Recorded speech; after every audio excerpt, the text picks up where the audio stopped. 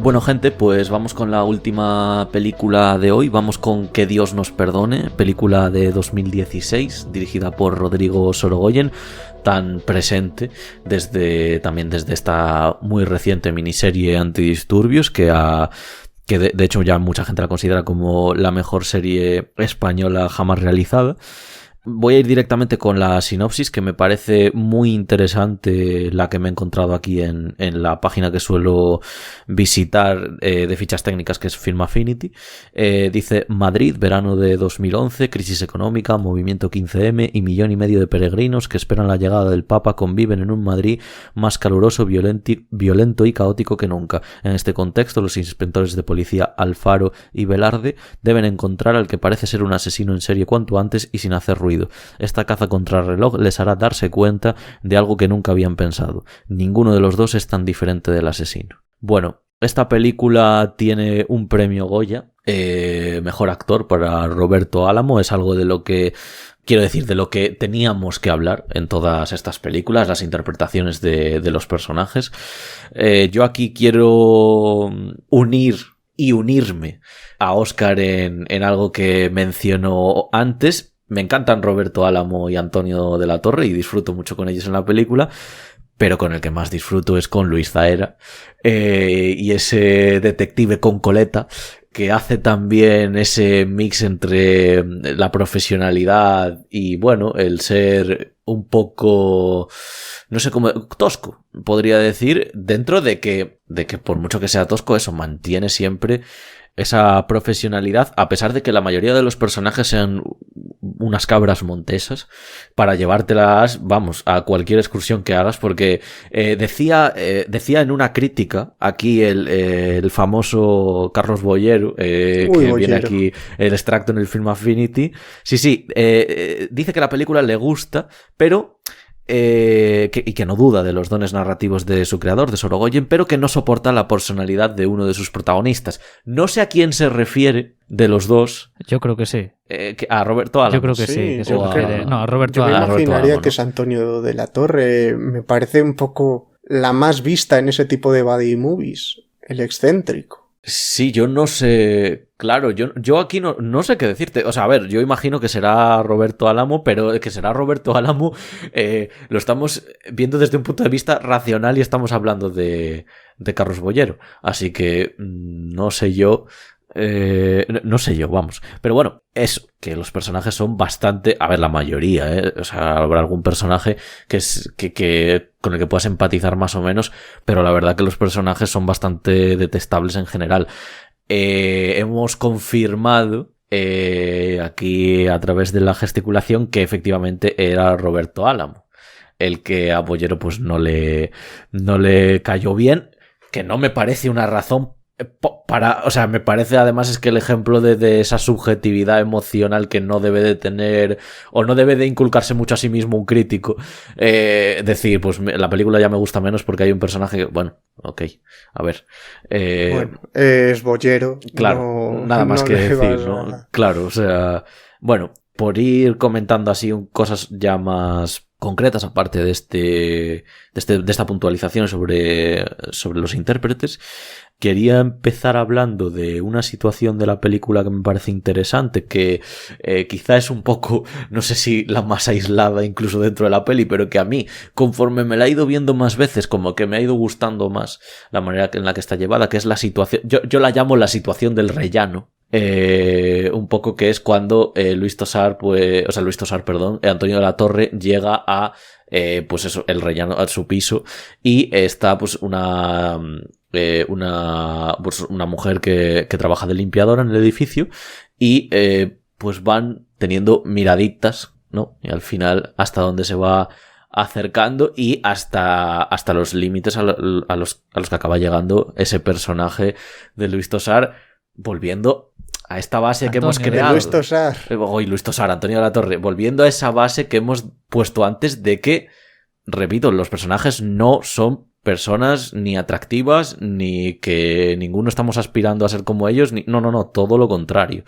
Entonces, bueno, Antonio de la Torre, que hace un poco de ese... Ya lo he dicho bien, Antonio de la Torre, vamos. Hace de ese detective así, un poco más A ver, hay un mix ahí entre que es introvertido y que no lo es, realmente, y que es un poco...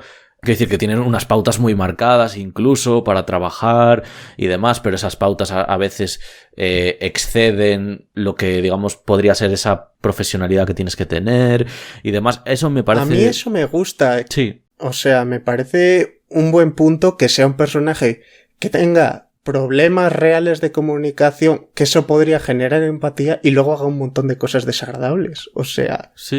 De hecho, a ver, yo os voy a decir una cosa. Creo que estaban nominados los dos al Goya. No estaba Antonio de la Torre. Yo creo... No, que estaba ¿Cómo solo... no va a estar de la Torre si le nominan hasta por el anuncio de Navidad? Creo que es que ese año creo que estuvo nominado por Tarde para la Ira y creo que ya dijeron, bueno, pues claro, con esta te apañas ya. Vale. A ver, yo os voy a ser sincero. A mí Roberto Álamo no es precisamente santo de mi devoción.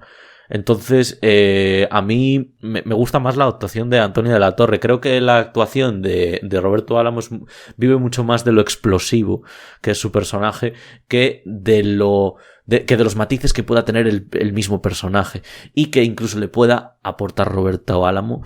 Pero bueno, esa situación del rellano... Joder, pues a mí, o sea, hay personas que nos dicen que estamos como muy de acuerdo siempre. Ahí yo es al contrario, encuentro el personaje de Antonio de la Torre más convencional. Me parece como una mezcla un poco de Mel Gibson en Arma Letal con algún otro, pues, que no sé, que no me viene a la mente, con un poco de personalidad así como muy extrema, como con un Sheldon o así. Y el otro es que esa explosividad me gusta más porque me parece un personaje completamente desagradable que tiene que hacer lo correcto. No lo hace, pero de alguna forma, cuando tiene un apoyo de alguien que le ha estado rechazando todo el rato, es como consigue tener su enmienda, aunque luego la historia se la deseche. Sí, a la ver, historia de la película. A mí lo que me pasa con el personaje de Roberto Álamo es... a ver, el tío es un borrachuzo de barra de bar y tú a ese personaje le puedes dar mucho, por mucho que sea eso. Quiero decir que es algo bastante, quiero decir, así de primeras sonaría que es una persona bastante banal, ¿no? Y demás. Y no me parece que llegue a las cotas suficientes como para, por ejemplo, darle un Goya a mejor actor. Pero bueno, tampoco se lo hubiera dado a Antonio de la Torre por Tarde para la Ira, por ejemplo. Pero bueno, que esto ya... Cada uno, pues eso, tenemos así un poquillo nuestra opinión, también nuestros propios prejuicios. Ya he dicho al principio que no es que Roberto Álamo me guste mucho. Y nada, luego quería hablar un poco también de la relación con el asesino, de la que ya en la sinopsis al final se deja, pues eso, entrever que quizá los personajes que estamos viendo continuamente en pantalla no tienen tanto... tienen más que ver de lo que parece con la persona a la que están buscando. Me recuerda un poco, y perdón por volver a mencionar la misma película, pero que me recuerda un poco esta manera de presentar o representar al asesino. Un poco me recuerda a Kevin Spacey en Seven. Es cierto que en Kevin Spacey en Seven nos dan incluso menos tiempo para saber todo lo que podríamos saber de él, de su contexto, del pasado, del presente. En este es más como a través de la propia investigación ya nos van diciendo quién es también este chico al que al final ya le vemos la cara y demás. Pero sí que es cierto que tampoco nos dan mucho tiempo. Es como te lo voy a sacar abruptamente como en Seven y ya luego, pues bueno, obviamente hablaremos de él, pero tampoco mucho, ¿no? Es como... ya te digo... Aquí, esta película... me pasa lo mismo que con La Isla Mínima cuando la veo. Quiero decir que está en el sentido de que está la trama de investigación policial, pero no deja de ser una excusa más para, digamos, radiografiar a los personajes, ¿no? Claro. Quiero decir, porque es eso, ¿no? Al final es una historia sobre... la psicopatía está en todos. A ver, es que...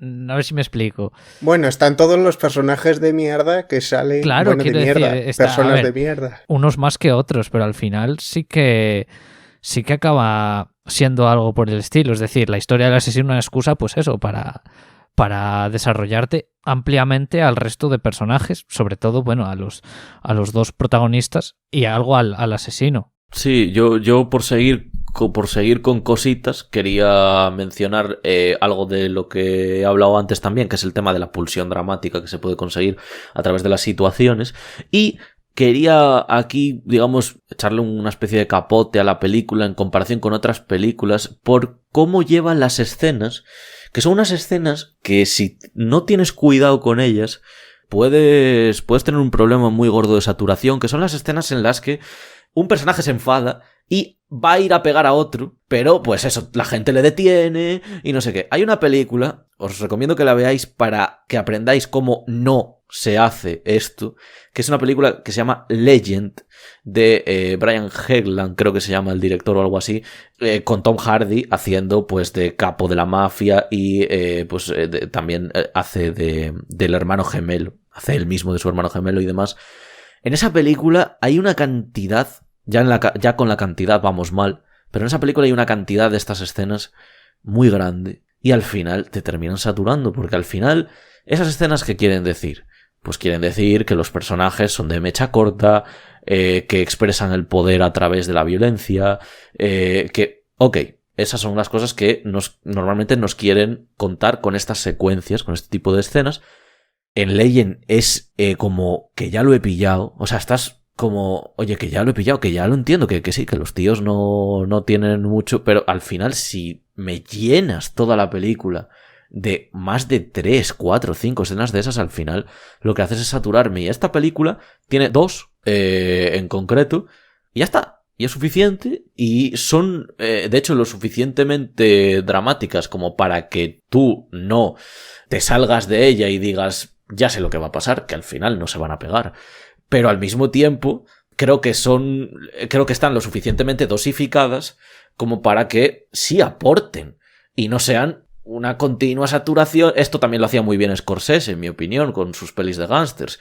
Esas escenas no eran continuamente así, sino que estaban un poco más dosificadas.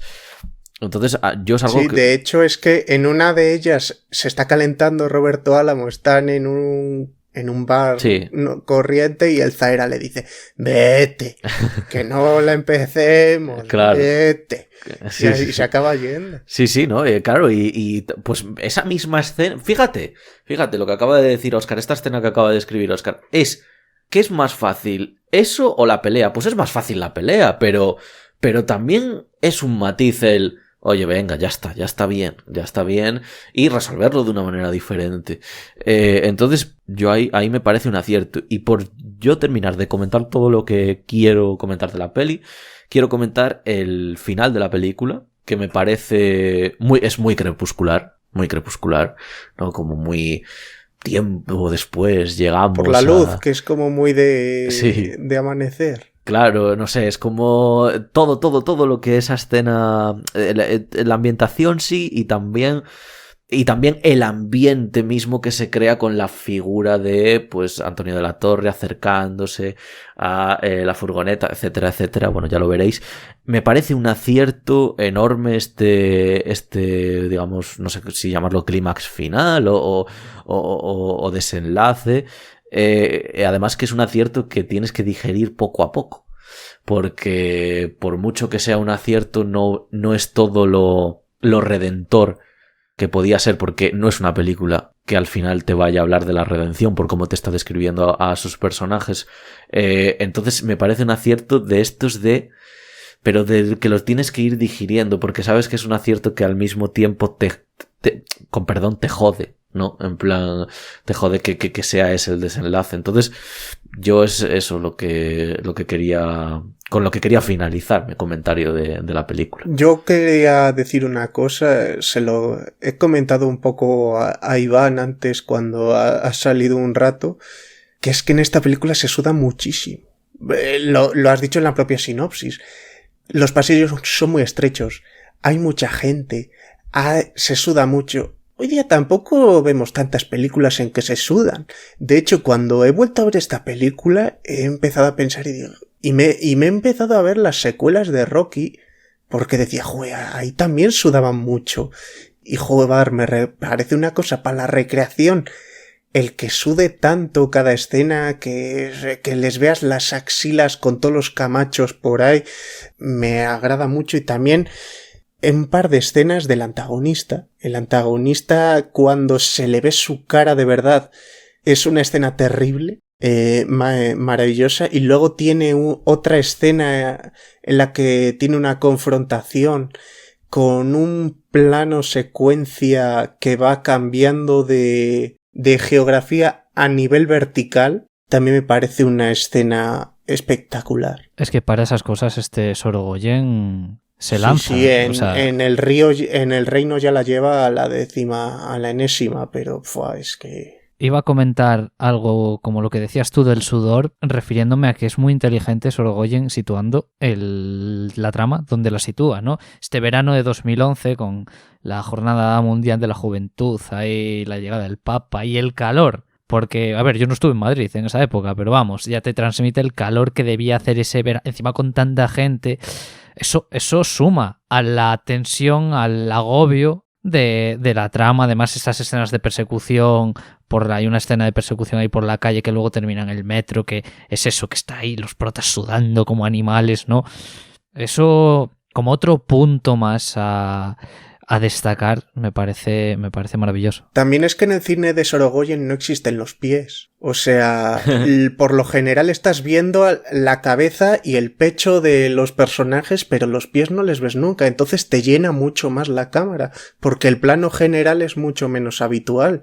Sí, la verdad que Sorogoyen en eso, o sea, me parece que transmite una sensación de que todas las escenas están vibrando, por así decirlo, en la mayoría de sus películas, muy, muy, muy, muy conseguida con esa cámara al hombro. Y bueno, nada, yo, estoy a gustísimo ya con lo que he dicho. No sé si queréis añadir algo más, de que Dios nos perdone. Nada, ya hemos dicho suficiente, ¿no? Pues vamos a pasar entonces contigo mismo, Óscar, a nuestra queridísima sección de cierre. No tienes Festipremios, madre mía, que no puedo cagarla, no puedo cagarla. En fin, vamos a los Festipremios a ver qué nos ha traído hoy Óscar.